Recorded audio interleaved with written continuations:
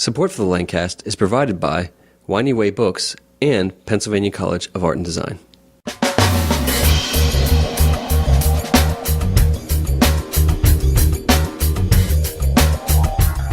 Welcome to the Lancast. I'm David Moulton. And I'm Keith Slesser. And I'm Jason Mundok from the Woodstove house. And this is Guys Night. Enjoy the conversation. All right, well, welcome to Guys Night. I guess I'll get us started. Just a couple things going on in my life. I don't know if anybody saw the tweets or Facebook stuff, but I had an article in Connections magazine. Congratulations. Thanks. I was pretty cool to be published or whatever. So it was kind of exciting. It was about about social branding and why that's important to business today. And it was really weird because I wrote it in October and it got released in February. And by the time it released, I almost completely forgot what I wrote. So I was like, so you rewrote it and were like, what? Why did I say that? So anyway, I just wanted to plug that a little bit. But a topic to start us all off on is this bacon phenomenon that's going on. I mean, has this affected you guys at all? And when I mean affected, I don't mean like killed your parents affected or, made you buy a car, but like, has it come up in your life? I actually did buy a car because of bacon. It was a bacon car. I can't say that it's affected my life or that I even really know what exactly it is you're talking about. But there was a buffet that I recently visited that featured scallops wrapped in bacon, and I thought that was an interesting combination. It was fantastic. Yeah, but pretty much. I think pretty much anything wrapped in bacon is probably pretty good. Well, that's the thing. I'm not really sure where this got started, but it just became like bacon became this great thing, and they were like, oh, put bacon in it. Like, oh, you like? I think the bacon flavored soda failed pretty bad though. There was bacon flavored soda. There was bacon flavored soda. Yeah, and I think it. There's so many ways that it can fail though. Okay, because you look at the Denny's had this was months and months ago, but they had a whole menu dedicated to bacon. And it was like, everything was just like, it was like bacon in your pancakes. They had a sundae that was like bacon and maple syrup. That sounds delicious too. I had the sundae and it was gross. Really? I don't know. No, wait a minute. Did they have the bacon? Was it strips of bacon laying over the ice cream or was it like bits? They like sprinkles? So they took bacon and then they like mashed it, like, it was crispy, and then they crumbled it up. Like bacon bits. Yeah, bacon bits, basically. Like dropped it over the ice cream. Big chunks, and then they mix it in with the ice cream. Oh, they mixed it. It was mixed in with the ice cream. Yeah, that sounds nasty. What? It was like salty with sweet. I like pretzel. What kind of ice cream? Maple syrup too. I think they put maple syrup on the ice cream. No, that's gross. It was too sweet. I can't remember. So who else did bacon besides Denny's? Well, you look at like Wendy's is big on bacon. Bacon burger. The fast food guys are all about bacon, except for McDonald's. I don't think McDonald's chicken is and bacon. They have bacon on their club sandwich, chicken and club sandwich things. It is pretty. I mean, I don't eat fast food very often, so I'm more of a healthier eater. Whatever. It is remarkable to think of how we really have a society of opposite ends of the spectrum. Yeah, you know what I mean. There's so much built around diets and healthy eating and organic this and organic, those become sort of the trend. And then on the other side, you've got, bacon ice cream. I think that became like the huge trend is everybody was going that way. Cause you look at all the different, even fast food menus, now they have apples in the kids' meals. Like they never had apples in kids' meals when I was a kid. You had fries. Yeah, but they still have bacon fat. But they still, yeah, but that's what I'm saying. I think Denny's, I don't think it was as broad spread on everything. Cause I think most of the restaurants, fast food especially, cause fast food was getting hammered, especially after that Super Size Me movie and everything that came out. Like I think fast food was just getting hammered as just being like this evil, almost as bad as cigarettes, you just eat some fast food, you're going to die. But I think, so they started like sort of cleaning up their act or whatever, making more salads, more like, trying to promote, even though they didn't really change that much, they tried to promote healthy eating. And I think Denny's and companies like Denny's and the ones that went with the bacon, Denny's and KFC, kind of said, screw you all. We're going to get the niche audience that wants to stay. Everyone will go eat the bacon. The bacon, right? And we'll get all those people that are leaving McDonald's and coming to us for their cholesterol. I don't eat fast food, but I struggle to eat a salad at a fast food restaurant. It just feels like that's feels just going to be dirty. nasty. Yeah. I had a terrible salad at a Wendy's like 10 years ago. And Really? yeah, it was just, I was on a diet and it was one of those situations where, it's the middle of the night and we were driving back from somewhere and the people I was riding in the car with, they were like, oh, we're so hungry, we're going to stop and get something to eat. And the only thing that was there was like a Wendy's or a McDonald's or something on the turnpike. And we went in there and I said, well, I'll get a salad. And it was like a mandarin orange. It was just, dude, it was awful. It was just so nasty. I went to a Wendy's, had kind of a similar, it wasn't awful, the salad, but here's the thing is I think if I just gotten a regular like chicken Caesar salad, Yeah, right. it would have been fine. It would have been fine, but I got they had a spicy chicken Caesar salad. And so I thought, oh, spicy chicken Caesar salad. I've had those mixes from the, grocery store and whatever herb they put in the thing, it makes it kind of spicy. So I get it. And here it's a regular Caesar salad with buffalo chicken on it instead of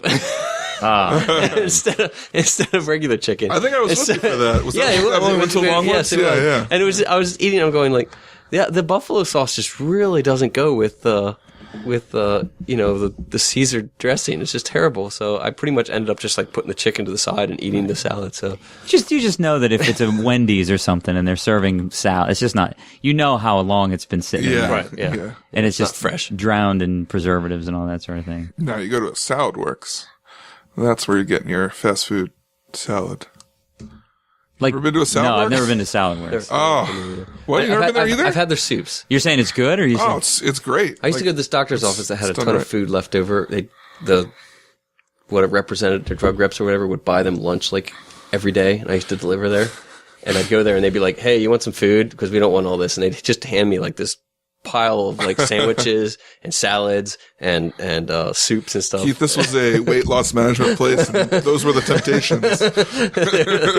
I walked in. You look like you're under 200 pounds. Eat this. we need some business. No, so I've had the soups from there, but I've never the Salads salads. it's expensive, but Salad Works is expensive? you walk in and if you get your salad and then you get a drink, it's going to run you like $9-ish. Well, So it's yeah. not. I mean, it's not like crazy crazy expensive, but it's not like It's not like Applebee's expensive. Yeah, it's not like a dollar menu. Yeah, it's not like, yeah. like you can spend it's that not much on a meal at McDonald's too. It's just with the dollar menu, you don't know, have to. you don't have to. You can for $4 you can get you can get full and lard and full for $4. So we're talking about things on opposite ends of the spectrum, and I know that you've got something you want to share, Keith. It's about two spectrums. Two spectrums. Yeah. Well, I was having this discussion. I actually only commented one part of the discussion, but I've been reading this discussion going on Facebook about homeschool versus public school, and which is better. And I don't know. I've been interested. Both people have had arguments that are very interesting arguments for public school and against public school and for private school or homeschool. Homeschool specifically, they kind of lumped homeschool, private school together, but most of the comments are towards homeschool rather than private school. But Yeah, you can't really lump those two together. Those are pretty distinctly different things. Very different, yeah. The only the school that my children, I just commented on the school that my children are going to is sort of it's a new school they just started. It's private, but it's somebody, they homeschooled their children and now they're like offering to homeschool other people's kids for them. So it's still, there's only like 8 kids in the class kind of thing. So, Okay. But it's, Do they leave the house then? they do leave our house. Yeah. They leave the house and go to a school, but it's a very small room. You know, they're all, and all the grades are together. It's like more like a 1-room schoolhouse than it is a homeschool. But, it's the homeschool curriculum. She's using the same homeschool curriculum that she used on her own children, for us, for our child. I can't remember what it's called. It's a woman's name, but, So what was the position? What position did you take in this? Well, did you start this debate? no, I did not start this debate. One of my friends actually started it, and he started it based on a, He Rick tagged you. He's said- like, it was actually- Keith Slesser said. No, I just happened to see it on the. He was actually talking about a comment that Rick Santorum made, because someone made a comment about his children because he homeschooled his children. Okay. And they made a comment a rude comment, I guess, or something about him. So he came back and said something, and I'm in no way endorsing or going against Rick Santorum at this point. More going against than supporting, but Rick Santorum did not approve this. Rick Santorum did not approve this message. I don't think he would. But I don't have a problem with homeschooling. We homeschooled our children in kindergarten our daughters for kindergarten. And the arguments have been, different arguments I've heard was they don't get the social, they don't learn how to be social with other kids their age. Another argument was, you're not qualified to be a teacher as the parent kind of thing because you don't have the credentials to be a teacher. And, to both of which, I was not homeschooled, but I have a lot of friends who were homeschooled, and the friends I know that were homeschooled were are better now at interacting in the world than most of my friends that went to public school. Not that my friends that went to public schools are like retarded or anything. They're out there going, no, I don't want to talk to you. No, Right. No, but they're I mean, you struggle. I struggle, obviously. I mean, I'm struggling right now. Can you stop talking? Stop looking at me like that. Talking to you is a struggle. Listening to me is even more of a struggle. Go ahead. That's obviously not true. I mean, there have been generations of people who've been homeschooled now, and there would be a line of demarcation if that were really true. I mean, you would have you'd be able to spot people, or walk into a room and have a conversation with someone. And say, you must be homeschooled. I generally can spot someone who's homeschooled, but generally it's because they seem to interact better. Well, I think I'll see like a young kid. Yeah. Okay. He'll come into a room. He'll give you eye contact when he talks to you as an older. There'll be like this 12-year-old kid, and he'll look me right in the eye when I talk to him and say, "Oh, that's right," and he's very polite and very courteous. And I can usually tell when someone that does that is usually like, he's probably homeschooled. Not always. There are kids that are just naturally very good at interacting and being courteous. And I think a lot of that comes from, the parents. And I think our manners and how we interact with people come from our home anyway, to begin with, not as much from school. Here's a trend about that I've seen. I mean, I think when they're younger, they relate to adults better than they do their peers, just because they're around their parents all the time. And like you said, like they can come up and talk to you and be cordial or whatever and be fine, and social. But maybe when they get with their same age peers, they struggle a little bit, but this is early on. And as they get older, they start to grow into what they used to be comfortable talking to. And then they become more comfortable talking to people than, maybe a public school student who was used to being sarcastic and then reaches the business world and realizes, oh, wait a second, I can't act like this all the time. Right. And the argument I believe it was my wife when I was talking with her about I was sort of playing the devil's advocate and saying, well, what about you? But, she made the argument of, well, it's not their peers that are the same age as them that are going to be interviewing them for college or that are going to be interviewing them for jobs in the future. It's our people who are older. Yeah. Right. That's going to be for the most part. Yeah. Going to be interviewing them. So as far as for success in the future, it may make more sense for them to be able to communicate better with, the older generation anyway, which I agree with that to a point. And see, I'm not sure. Like, I definitely lean towards homeschooling, but I think I lean towards that simply because I'm not sure if it matters what school they're in. I think the parents' involvement is like absolutely important. Yeah. To no matter what school they're in, if the parents are involved in their school and supporting their children, then their children are going to do well. Yeah. Or do better than they would if the parents just were kind of sending them to school and didn't really care what they were learning. Yeah, we had talked about, my kids are 9 and 10, and we talked about homeschooling at the time. My wife was staying home with them, and at the time that they were getting ready to go into school. And they started in a public school in Hempfield. And honestly, we've just had such good experiences with that school. Mm-hmm. We never bothered to go any further with it. We checked out the cyber charter stuff where, they work, it's sort of a hybrid. Right. Where they work with teachers online, but then the parent is really involved. And, but we've just had really, really, really good experiences with their school which is Roarstown. I'll give it a plug. I mean, and I know that it's school to school. It's not even school district to school district. Right. You know, it's school to school, and it's the parents. In many cases, we've seen where some parents really have a hard time with the school, but they kind of have a hard time with a lot of stuff. Right. You know, and the parents that we see in the public school who are really involved, it's kind of not a coincidence that the kids who seem to be doing really well and are socially adjusted, their parents are there, they're involved. You know, you see them at events, you see them showing a lot of support, and I think you're right. I mean, I think that has a tremendous amount to do with it, to do with how well the kids do, is how much as a parent you engage with them and provide opportunities, understanding, of course, that not everybody's privileged enough to be able to do that. Right. You know, and it's unfortunate when somebody really wants to, but for whatever reason they can't because they're working 2 jobs or whatever. Because it's critical. And I don't think a public school system can resolve that. You know, I think a public school system at best is a foundation. Right. And you know, if the parents have an unfortunate situation, they do. And if a parent or parents are lucky enough to be able to really engage and provide opportunities outside of the school that complement what they're doing in school, well, then they have an edge. But you can't solve, you know what I mean? There's no easy way to solve it. And there's no equal. And throwing money at it obviously doesn't. But you've got an interesting situation then with this sort of hybrid.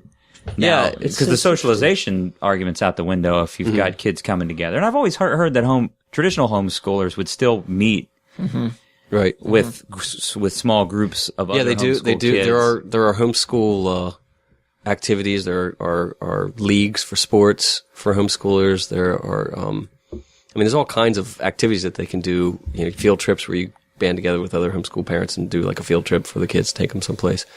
Homeschool definitely has its pluses. What was the driving factor? Well, like what was the thing that made you say, or you and your wife say, let's homeschool? Well, we just felt like we could help them more. My daughter definitely has some learning disabilities, my older daughter, and we just felt like if she went to a public school, that she would just get lost in the mix. That she really just needed some more one-on-one, activity, more someone to really help her through. And she does very well. If we're sitting there with her, you know, my younger daughter, she kind of does her homework. She can kind of just breeze through it and do it on her own. She's sort of, she doesn't have any problems with paying attention, or, you know, she's very focused when she's doing something. Whereas, you know, the older daughter, you know, she can get through it, but we have to sit there with her and it's not so much that we have to tell her, no, that's wrong. It's more of a just like, you know, just stay. Here's the papers here. Just stay focused. Ignore that. You know, everything else around you. You can, you know, and we're just sort of have to sit there and just keep encouraging her to like keep at it. She does it herself, and she's smart and she can do it. She just can't pay it. She has a really hard time paying attention. And if she doesn't have that, I have a feeling she would just be not progressing at all.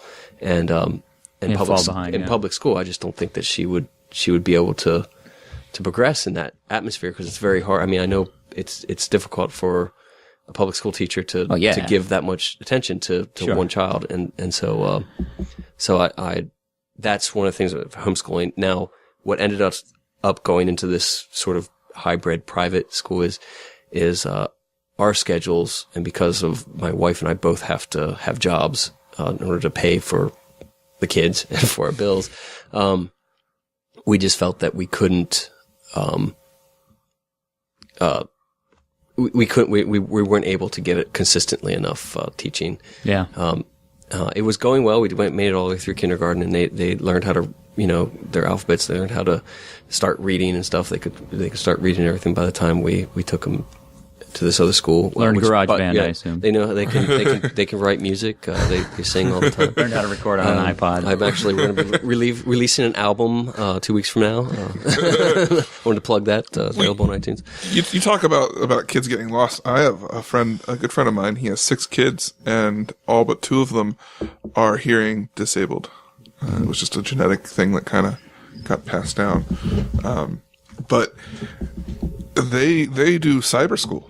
Mm-hmm. Which is I don't really understand, because that's kind of a public thing too, isn't it? It's run by the public school. It's run by the public school, but it's homeschooling, Anyway, they have a teacher that comes to their house. Nice. X amount of hours a week. And like, they do a lot of stuff online, but then there's a teacher that comes and that their kids would probably get lost just because of the hearing disabilities alone. Sure. I mean, in a public school. Either that or they would be stuck with maybe the slower group when they're necessarily not right.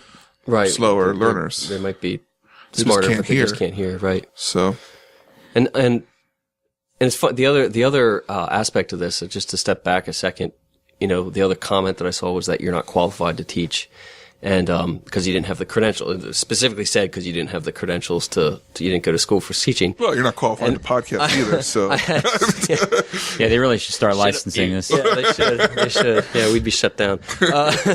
No, but I just know from a personal level, I have had a number of teachers that went through all the school and were very credentialed, and I never learned a thing from them because they were terrible teachers. They couldn't teach anything. They knew all the stuff, they knew all the credentials, but they just couldn't teach. They didn't have a natural knack for it. So, especially with the internet and everything, information is so easy to find and get. I don't think the information and the schooling is as important as just having a natural ability to just be able to connect with the student and teach them. Yeah, it's true. And not to criticize public education. I mean, obviously, I've had great experiences and wonderful teachers with the kids so far, but it's changing. I mean, and it's going to continue to change.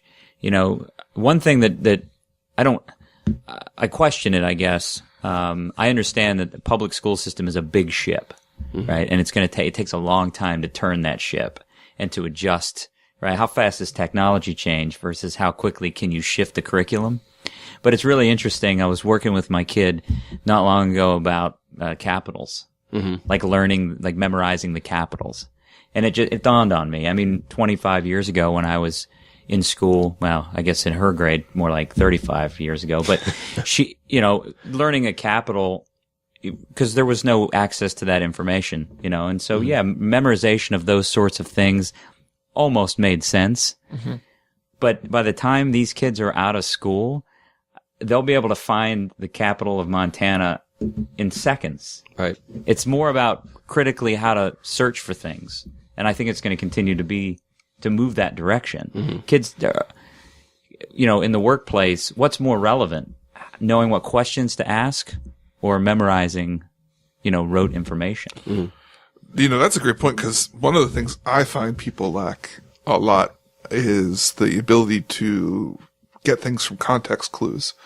And I think knowing what kind of questions to ask to find an answer helps you read the answer and know what the question is. Yeah, if absolutely. That makes any sense. No, it does. But I mean, you can see read something or something and be like, oh, I understand what they're talking about because of what was in here, and not necessarily they didn't state what they were talking about. I mean, it's a different time, and we're watching it change. I mean, we're really lucky being in 30s and 40s to watch this shift, because we grew up before it and we're in the workforce as it's changing. But the ability to quickly pull up and find information. I mean, come on. If anybody has a question about anything at a dinner party, or if you're hanging out with your friends, what's the first thing that happens? 12 phones come out of the pockets, right? Mm-hmm. And you look it up. There's no more arguing. I mean, I guess it's only about whether or not Wikipedia is actually accurate on that side, or if your friend over there just changed it before your friend over here was able to look it up. But you know what I'm saying? I mean, we used to argue about facts. Right. Mm-hmm. There's no argument anymore. Everyone just goes, well, who's got their phone out? Look it up. You can look it up. Encyclopedia Britannica just announced they're not printing anymore. I'm shocked. Yeah. It's because it's because it's so easy to find it. Of course you wouldn't buy it. Who would buy an encyclopedia? Keith. No, my parents actually tried to pawn off the encyclopedia set they have when we were kids. You guys want that encyclopedia? There's a lot of information there. A lot of information in there. Yeah, how old is that information? I bet Pluto's still a planet. In Soviet Russia. I'm pretty sure the Soviet Union still exists. There were only 4 Rockies when that. Yeah. Anyway, Sylvester Stallone was still an actor. So speaking of Rocky, we have a new theater event. Best transition ever. So, no, seriously, Is it the Rocky musical? we're bringing Rocky to Lancaster. All right. No, we're not. So the Woodstove House has a new theater event that will actually be, I think, hopefully we'll have everything in place and it'll be published on the website when this show airs. If not, it'll be very shortly thereafter. But we're doing a production called Playgrounds, Theater on Site. And what we did was we commissioned 3 local playwrights to write site-specific plays. So they had a choice of about maybe 6 or 7 locations. I can't remember how many of them got approved, but the playwrights got to pick which site they want to write a play for, and then they wrote the plays specifically for those sites. And we're going to, and then of course we brought in 3 directors, and the directors are right now casting the plays. They're probably going to be cast by the time this show's on the air. And on the weekend of May 5th and 6th, which is Artwalk weekend, the show, all 3 plays will be performed 3 times over that weekend. So there will be a Saturday afternoon play right around the end of Artwalk. The final times haven't quite been ironed out yet because we're dealing with some logistics. But so toward the end of the Artwalk day, which typically ends around 4:00, there will be a performance that afternoon, Saturday afternoon. Then we'll do a Sunday matinee, and then we'll do a Sunday late afternoon performance as well. The sites are chosen. These are outdoor sites? Yeah, these are 3 outdoor sites. So pray for clear skies. This is a non-profit?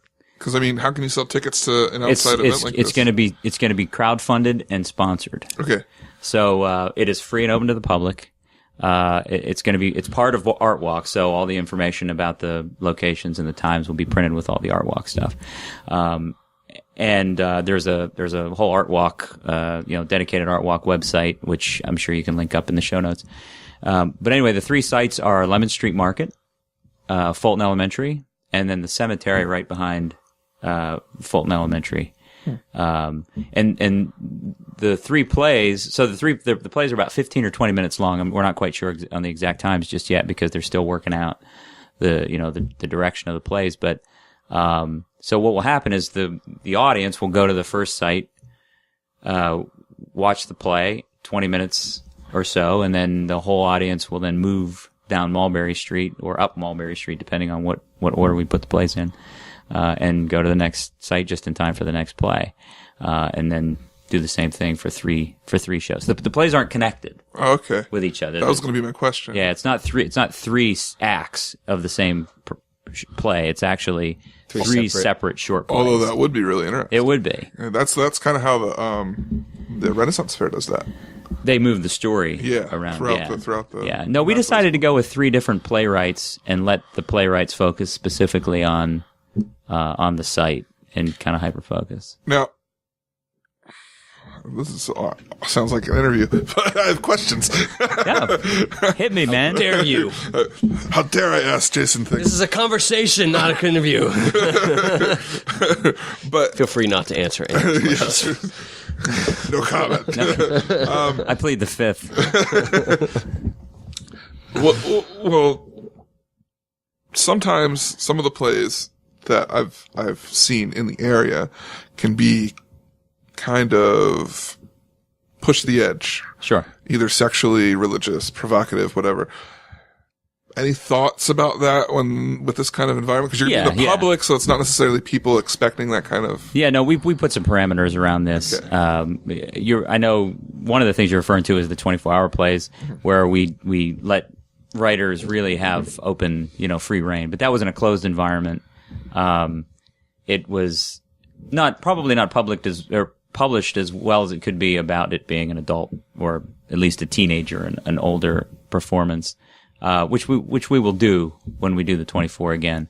We'll either set parameters up and make sure that it's friendly for younger people, or we'll make sure that everybody's clear that this is an 18+ show. But in this case, we put parameters around it because we're in the public space. We want to respect the public space. One of the sites that was chosen is an elementary school, and we want to respect that. One's a cemetery. We want to respect that, and Lemon Street Market is an active, vibrant business. And so there can be customers walking in and out of that place while this performance is happening. So we want to respect that too. So yeah, definitely. And the playwrights understood that and were able to focus in on topics and themes that were friendly to all audiences. But I read the plays, and I mean, we're really pumped about how this turned out. I mean, the talent in this town it overwhelms me. Jumping into theater last year with the Woodstove House, jumping into theater with 24-hour plays and being a part of that, really opened my eyes to how much drama and theater talent there is in this town. And, we definitely wanted to provide an opportunity for playwrights to create something new in Lancaster, rather than just bring a published piece in and perform it on the streets. Yeah. And so, we're really excited. So that's coming up on Artwalk weekend. And the way we're funding it is individuals can help us through a Kickstarter campaign. So the levels are, they're varied, but the lowest level would be a ticket price, $10. So if you want to come to the show and you want to support the show, then we're asking at a minimum that, you consider at least contributing what you would pay for a ticket, for the show. And it's not required, of course, but all the way up to a couple $100, which gets you, of course, the prizes that you'll see on the Kickstarter page. And then we also have business sponsorship that we're offering. Kickstarter is the way to go. Yeah, it's great. It's great because it really gives people the power. Yeah. I mean, the first time I heard about it was through music, right? I think it's where a lot of people heard about it, but I understood. Someone was telling me not long ago that that's not really what started it. I think it was for inventions. Yeah, yeah. And music took off, and then you even look locally at Postage VFX. They have or the Victory. But we've had both Alan and Joe on the show, and they did one for a short animated film. They want to get nominated for Oscars next year, and they were like, "Well, we need $12,000 to do this." And in 3 days, they had 3,600. It was like, or 36,000. Sorry, 3,600 doesn't sound like they met their goal for 12,000. Yeah. But like they raised a third of their goal. Yeah, awesome. So they gave themselves 40 days to get $12,000, and by the third day, they had like tripled it. So it was just crazy how that kind of stuff can happen. It's just it's such a democratic way of supporting the arts. It just says, hey, look, I've got this idea, and I'm looking for some help, and we can offer some things for you to help us pull this off, and it's people can contribute. It's wonderful. But talking about the arts though, we're coming around First Friday season. Yeah, I mean, who's looking forward to that? I know I am. I'm really interested to see where First Fridays go. Meaning how much more crowded can Lancaster be on a First Friday, right?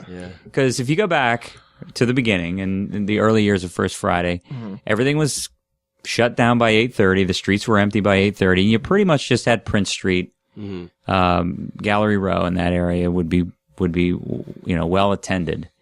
And in the last year, 2 years, you've got people. I mean, it's literally packed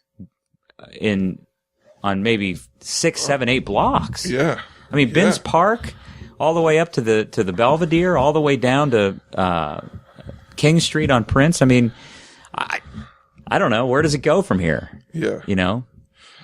I always think about what keeps people coming every week. There's not always a ton of change from month to month. I mean, in certain areas, no, it's true. And when I tell people who aren't from here about it, they question. I think there's an assumption that it's like a street fair. Yeah.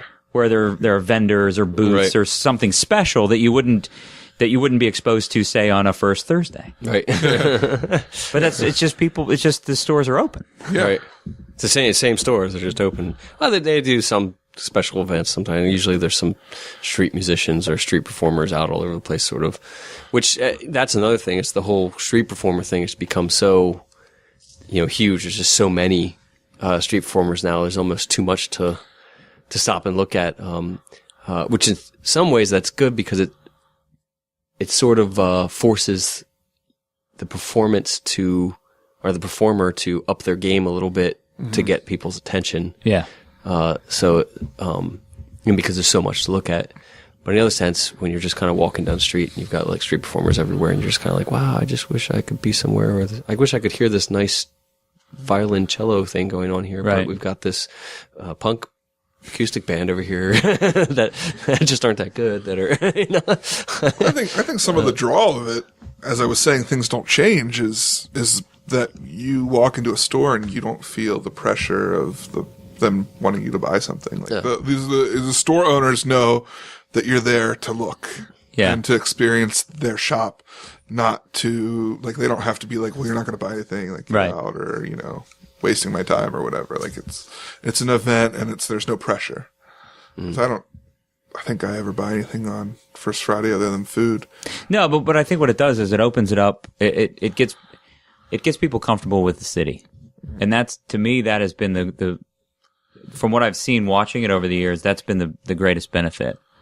And the example that I always use are my parents, who moved up here from Florida in 2008, moved into to Lebanon, to that area. And if you go back 10 years, when we moved up here, 10 years prior to that, if my parents had moved into Cornwall, right, into their 55 plus active adult community, they never would have gotten in the car and driven 45 minutes to Lancaster City to go out and have drinks, right? But now, because when they moved here, First Fridays were really soaring and taking off. And so the first thing we did when they were in town was, oh, it's First Friday, come on down to Lancaster, we're just going to go hang out. And that got them comfortable. They knew where to go, they knew where to park. They went out to a couple restaurants, a couple bars. They were comfortable. They didn't feel, intimidated by the city. And now, on a second Saturday or a third Thursday or whatever, they come to Lancaster. And I think that's really what First Fridays do. It gets people from the suburbs and beyond comfortable with coming in the city and comfortable knowing where to go because they're meeting up with friends and they're hanging out and there's a really good vibe.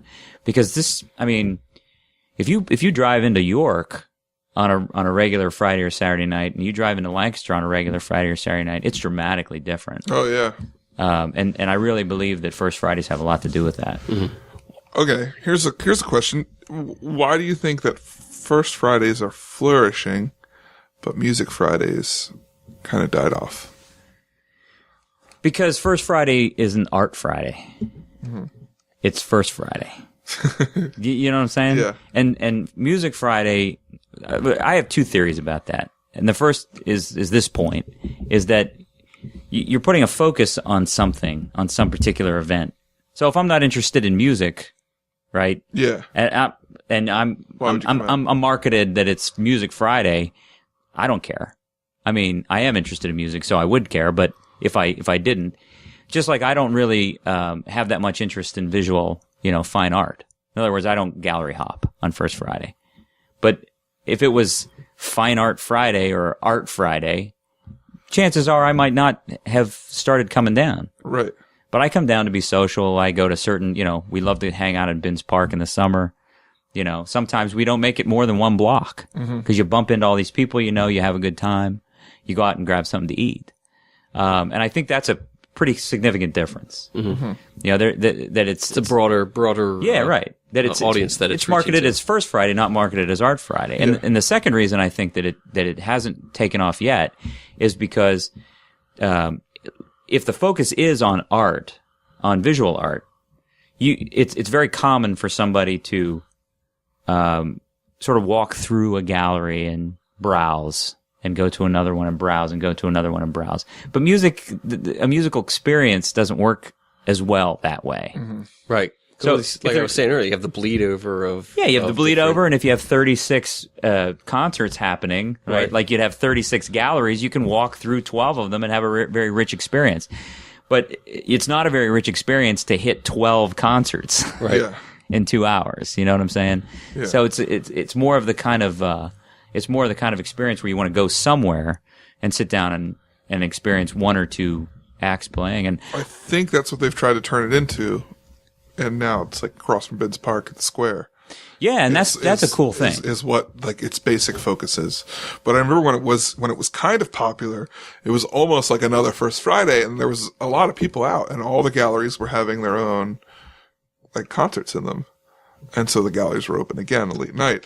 At the time, Progressive Galleries was around, and I remember talking to them about going through that, and they were just like, nobody, it doesn't do anything. Like, you pay this money for the band to be there. You don't make any money. Right. And you make more money on a First Friday. Nobody buys anything on a First Friday, but then they come back the next day. Right. That's what they said. So, here, sorry, just the whole concert thing, and the different galleries having concert thing.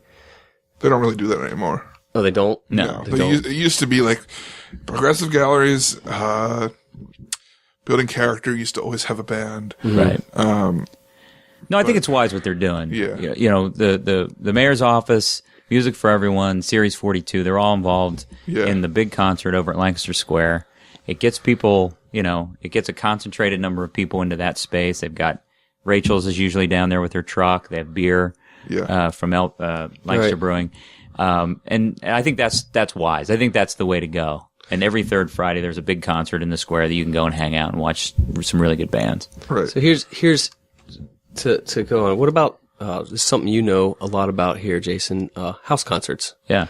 Speaking of playing music downtown and music in a different venue, the whole house concert seems to be a growing trend, theme. I don't know. Maybe it's been around for a while, but I think you've been doing it for a while. Anyway. Yeah. Well, I agree. I mean, when we started doing house concerts in 2009, and we did a pretty regular series, we did 12 shows, 13 shows in 2 years, and it became a pretty well-known, popular thing. And at the time, it was hard-pressed to find another house concert series happening in Lancaster. And I always said at that time, I wish more people would do this so that people become more comfortable with the idea. Mm-hmm. And that's happening. Mm-hmm. It seems like every time I turn around on Facebook, somebody's talking about doing a house show, or they're talking about, somebody's saying we're hosting a concert, or somebody's performing at a concert. Yeah, and it's really ramping up, and I think it's fantastic. I'm curious. I've noticed, I'm currently trying to start my own little house concert. It's actually going to be more of a garage concert because it's in my garage, not in my house. But do you come up with any problems of trying to book an act somewhere, and then is it becoming more that there's a lot more competing shows? I don't, maybe it wouldn't have as much for you because you're more out in more of a suburb, but you mean direct competition for the nights that are playing, like we're going to play this show here, but this other band is playing this show over at this other house concert. No, we haven't run into that, but we also haven't done shows since last June. Now we have one coming up in April, which will be our first. It'll be our first Woodstove house concert since then, and really prior to last year, we didn't have house concerts and other shows competing with us, so I haven't really bumped into that. Okay. But I think the key to house concerts are in my opinion, it's developing a certain group of people who become your pool that you draw from. So in other words, if you have 25 seats that you want to fill, you need to have about 200 or 300 people who are on your list, who you can push out to and say, we've got this great band coming, I'm going to give you the secret invite first so that we can fill these seats, you know what I mean? And as people become more interested, as outsiders become interested, you get them on the list and you grow that pool of people. And then it's more about, it's not so much that you're competing as a public venue. Right. It's more like you're almost hand inviting people, but you're hand inviting 300 people, right? Over, and it's like kind of the first 25 get in the door, get the seat. Yeah. Right. So there's it's a much different experience, to be involved with coming to a show like that. And I don't think that competes directly one-on-one. Now, if you're, are you booking local acts? I'm trying to book local and acts that are not as local. I've contacted a few people about playing some shows. A couple people have gotten back to me. I actually contacted Joy Ike about playing. She's booked through April, so not till a couple months till I can possibly get her. But have you had that exact problem where you tried to book a night and you realize there's another house show? The problem I'm having more is a lot of the acts, they're booking a show and I already have a show in Lancaster. And so I don't want to play 2 shows in Lancaster. But the idea of that, to me, fits sort of like, when we were playing, Karis was playing, they do teach, don't book more than 1 show in the same area within 6 months, or I forget what it is, because, people won't come to this show. Yeah, absolutely. But when you're playing a shows like at the Chameleon Club where you can fit 300 people in, yeah, okay, that makes sense. You're not going to want to try and play more than, if you're not that popular, you're not going to want to try and play more than 1 show in the same area, because 300 people just aren't going to come to each show. Right. But if you're playing house concerts that can fit, some of them tops 30 people, 30 some people, 15 to 30 people, and you have more fans than that in the area, would it not make more sense to do a couple shows in the area so that you can sort of be more broad to okay, I couldn't fit into that show because it maxed out before I get there, so we're going to have this show over here because it'll fill up more. I think it has to do with the amount of money that you want to charge as well. Right. Mm-hmm. Because if you're charging $10 or $15 to get into the house show, which is what you need, you need sometimes more than that if you have a touring band, and you've got limited seating, then someone, and there's competing shows, like if they're coming and they're going to play Thursday and Saturday in Lancaster, 2 house shows, and yours is 15 and the other show is 5, right? Even if it's the same amount of people, people are just going to get turned off by your 15, right?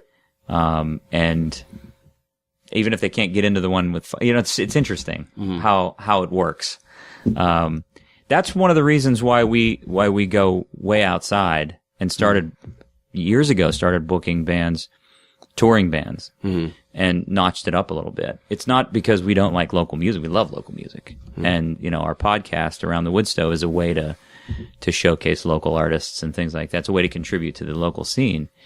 But to have the kind of experience that we have at our place, and in some of these other houses that we're starting to produce shows in, we want to raise that bar, and we want to bring in bands that you literally can't see, right, anywhere else.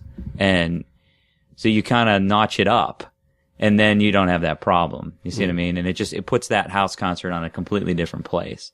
But I think it's interesting with house concerts, because house concerts, the term house concert, as far as my knowledge, dates back to about 97, 98. Now, people have been having concerts in homes since there have been homes and music, right? So it's not that it's that new of a concept, but the term and the circuit, if you will, the national circuit. The first time I had been exposed to it was when the internet blossomed and you had directories services, right? And that's when that became, sort of a thing. The house concert thing, and I just think it's what's happening now. Ironically, is that there are becoming tiers of house concerts, because a 22-year-old isn't going to pay $20 to go see somebody play, right? Unless it's Wilco, right? But a 45-year-old will. And a lot of the house concerts, the national house concert circuit that you see if you go do some research, you typically have somebody in their 40s or 50s who host the shows, and you typically have an audience of 30 plus. And you typically have that sort of adult, folky singer-songwriter kind of sound playing those shows. But now, and then you contrast that with the old punk, basement show mentality, or the fraternity party, basement party kind of thing. But now you kind of have this middle tier where people are doing the 20-something houses, and they're saying, it's $5. And we're going to have 3 bands. And these guys are touring through, and so the locals are going to kind of take a lesser cut, and it's going to be kind of like a party where we're going to ask people to pass the hat or something like that. Right. It's like becoming tiered levels of house concerts. Well, I look at the house concerts with a lot of the local bands, and it depends on how familiar I am with the person. And I for me, I'm like, is this somebody that I know plays around? One. And then second, is this someone I know who plays around that plays in, like, I mean, they're getting paid, but they play in cafes and stuff. Sure. If I can go and hear them at a cafe and not pay anything, then why would I want to go to the house concert? Absolutely. And there are a lot of local bands like that are great. And my stinginess is what keeps me from going to those kind of things.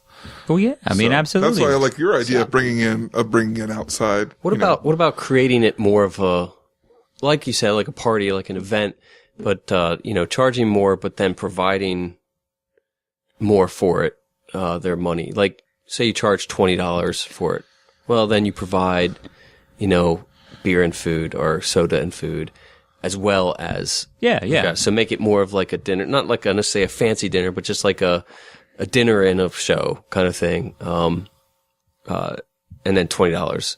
So you could certainly do that, and that's or whatever the money, whether the amount. Yeah, whatever the amount is. I mean, that's where we've seen success is creating more of an experience. The series itself is what became popular because we were bringing in bands. Or when I say bands, it's typically solo, duo, or trio at the most. But we're bringing in these acts who are from wherever, and they're traveling through the area, and they're more well known than a local act, but they're not on XPN. Right. I mean, people don't know their music. Right. There might be something about them that sets them apart, and those people who attend the shows began to trust the process that we would use to vet these artists, and they would know that they're gonna see somebody of good quality in a very comfortable setting, in a very intimate setting, with food and with soft drinks. We do a BYOB, right, and an optional, bring a snack kind of thing. It's not dinner, but it's more like a dessert. Some people bring brownies or cookies or things like that. But yeah, I mean, it's a really, really it's a nice environment. It's not just thrown together. And as a result, you can charge, $15 or $20. And the bigger cities doing the exact same thing we're doing, they charge $25 or $30. And you can get acts as a result of that are really, really, really talented and are on the road 200 nights a year. And I think it's important,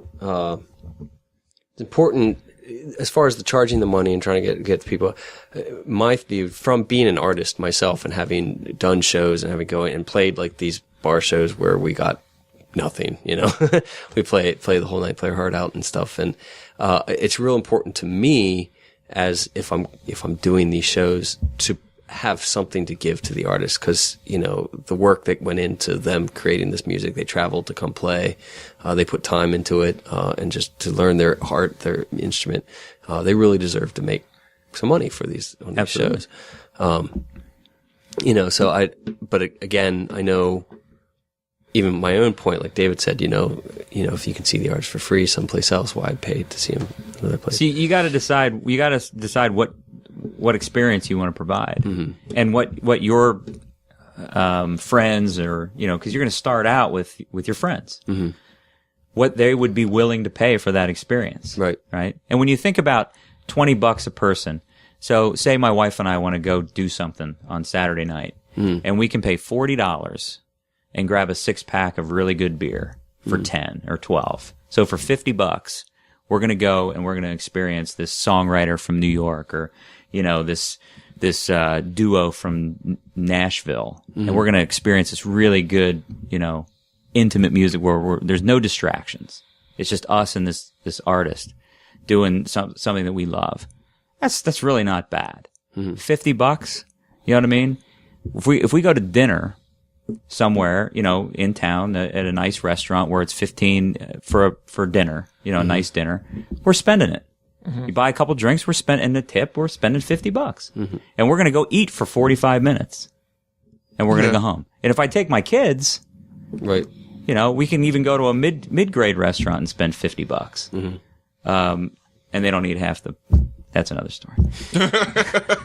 So you know what I mean when you They don't eat half the food. Yeah, I know. yeah when you put it in perspective, for me for us and the kids to go hit a coffee shop and hang out for an hour and talk, I end up spending $20. So when you really put it into perspective, it's interesting how it's valued.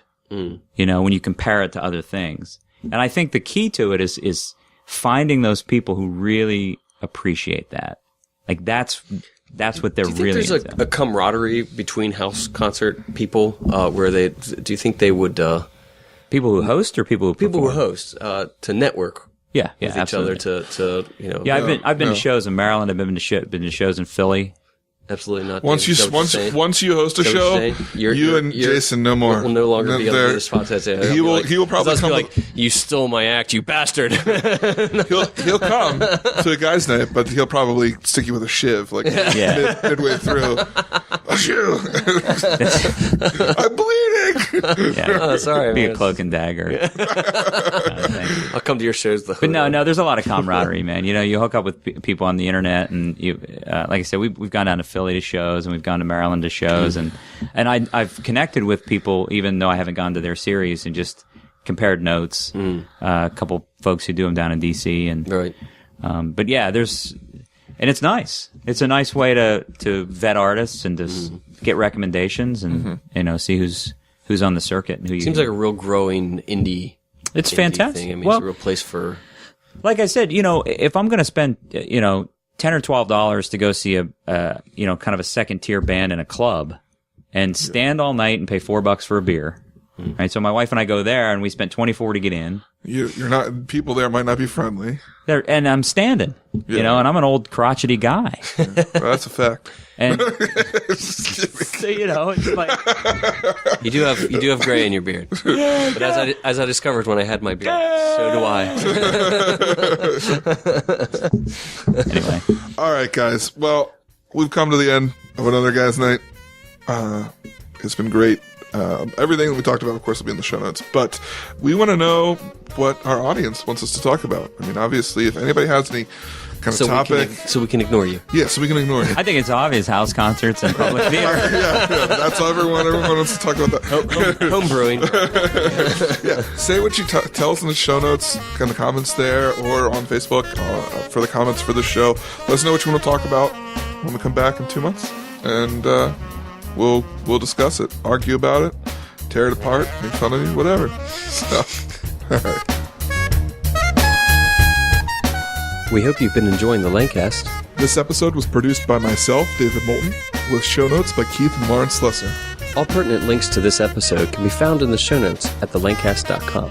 If you specifically liked this episode, we ask that you consider making a donation. Every little bit helps. Even $1 a show can keep us going. If you'd like to help support us, you can do so by going to thelancast.com/donate. And don't forget to subscribe in iTunes and tell a friend about the show. So, for the Lancast, I'm David Moulton. And I'm Keith Slesser. Asking, are you in the cast?